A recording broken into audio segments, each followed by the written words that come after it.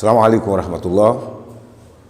موضوعنا اليوم يتحدث على المشتقات. وإذا رأينا إلى هذا المعنى الاشتقاق بمعنى أصل هذه الكلمات، كيف جاءت هذه الكلمات في اللغة العربية؟ دي التي تسمى المشتقات. وهذه المشتقات إذا نظرنا إليها نرى أن المشتقات حوالي عندنا 7 مشتقات. عندنا اسم الفاعل، اسم المفعول، اسم التفضيل، صفة المشبهة، واسم الزمان والمكان، اسم المرة، واسم الآلة. لكن الذي نريد أن ندرس اليوم بهذه المشتقات هي 3 أشياء: اسم الفاعل، واسم المفعول، واسم التفضيل. إذا نظرنا إلى هذه ال3 نرى على أن اسم الفاعل يأتي لنا وزن فاعل، واسم المفعول يأتي لنا وزن مفعول، واسم التفضيل يأتي لنا وزن أفعل. ماذا نريد أن نبين لكم؟ على أن هذه المشتقات نفس الشيء تجده في اللغات الأخرى، اللغة الأجنبية وهي اللغة الفرنسية أو اللغة الإنجليزية. هذا بمثابة على أن هذه اللغات متعلقة فيما بينهم. والمشتقات باللغة الفرنسية الذي نعرفه on appelle les dérivés. Et ces dérivés, c'est comme l'origine des mots. L'origine des mots que nous allons apprendre avec vous au tableau. Lorsque on regarde ces origines dans la langue arabe, il y a 7 formulaires. Mais aujourd'hui, nous allons prendre 3 seulement. La première des choses, ismul fa'il. Ce ismul fa'il correspond dans la langue française le participe présent. C'est que le participe présent dans la langue française convient à ismul fa'il dans la langue arabe. Et tout élève, sachant faire au moins le français, doit savoir comment s'appliquer sur les participes présents lorsque le maître te demande de mettre un verbe au participe présent. Tu vas le faire accompagner toujours avec la terminaison en. Si c'était le verbe chanter, tu vas dire chantant. Ça, c'est le participe présent. Mais dans la langue arabe, on l'appelle ismul fa'il. Et ismul fa'il qui est là, pour transformer maintenant le verbe à ismul fa'il, au participe présent en arabe, on vient sur cette mesure. Les verbes de 3 lettres viennent sur cette mesure. C'est-à-dire que lorsque je mets maintenant ketaba, ka-ta-ba, ça c'est le verbe ici de 3 lettres. C'est que pour amener son participe présent, que dois-je faire? Je vais vous montrer qu'est-ce qu'il faut faire. Alors, la première lettre c'est K. La deuxième lettre c'est Ta. Et la troisième lettre c'est Ba. Ka, Ta, Ba. Maintenant, pour le transformer maintenant au participe présent, il faut ajouter un alif.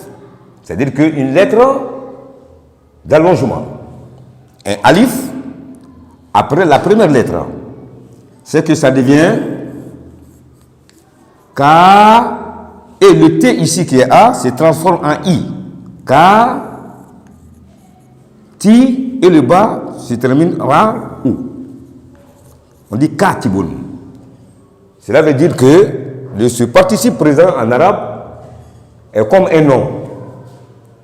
Il a pris le modèle du nom. Le verbe s'est transformé ici en un nom. C'est que Katibun, tous les verbes qui viennent sur cette mesure sont tous des verbes au participe présent que nous appelons ismu al-fa'il. Et lorsque tu regardes la formule ici, fa'ilun, cela veut dire que ça correspond directement à cet exemple. C'est que tu vois mes fa, ça c'est la première lettre. Le alifun qui est ici, ça vient de cette manière. Le i, voilà ça. Et le l vient de cette manière. Voilà comment il faut former un participe présent dans la langue arabe. C'est qu'on va l'écrire comme ça.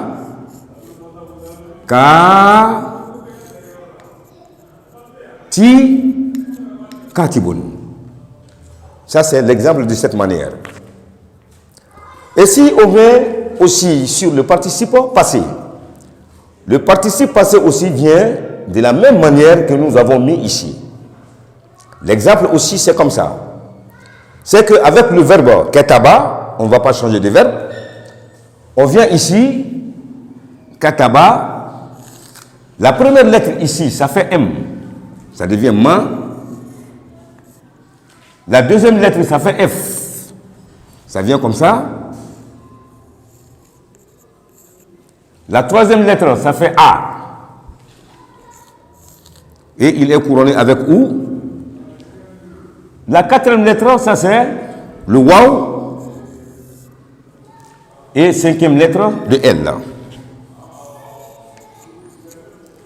Regardez comment le verbe va se transformer. Ici, ça fait ketaba. C'est comme si on mettait comme ça, kataba. C'est qu'il y a eu deux rajouts ici. D'abord, le premier rajout, c'est le M. Le M vient, ça devient comme ça. Ici, c'est soukoun. Et le T, le kaf doit venir maintenant. Mak. Le T vient à la place ici. Tout. Et on va l'allonger avec le W-wa et le L qui vient à la terminaison. C'est qu'on dit maintenant maktoubun. Maktoubun. On l'écrit comme ça. Maktoubun. Ça c'est la forme du participe du participe passé. Et pour le troisième, nous avons l'autre dérivé qui est ismu tafdil, que nous appelons en français le superlatif. Lorsque quelque chose est plus que quelque chose ou elle est moins que quelque chose. Comment il faut employer ce mot dans la langue arabe? Ça vient sur cette formule qui est af'ala. Af'ala. C'est-à-dire que af'ala, la première lettre, ça fait A. La deuxième lettre, ça fait F avec le soukoun, ça veut dire que l'accent qui ne parle pas, et puis le A et le L qui fait A aussi. D'autres l'appellent af'ala tafdilu. C'est qu'il faut mettre le verbe de cette manière. C'est que quand je viens comme ça, la première lettre qui est K est toujours précédée par A. Je mets A, le K vient, le T vient avec l'accent A et le B vient aussi. Ça devient aktab. Quelqu'un qui écrit plus que les autres. C'est qu'on écrit comme ça. Ak, Ka, aktabu. Voilà ces trois filières que j'avais voulu vous montrer ce matin. C'est que Ismul Fa'il, ça vient avec la mesure Fa'ilun qui est Katibun. Ismul Mafoul vient avec la mesure Mafoul qui est Maktubun. Et Ismul Tafdil qui est le superlatif vient aussi avec cette formule Afa'ala qu'on dit Aktab. Merci.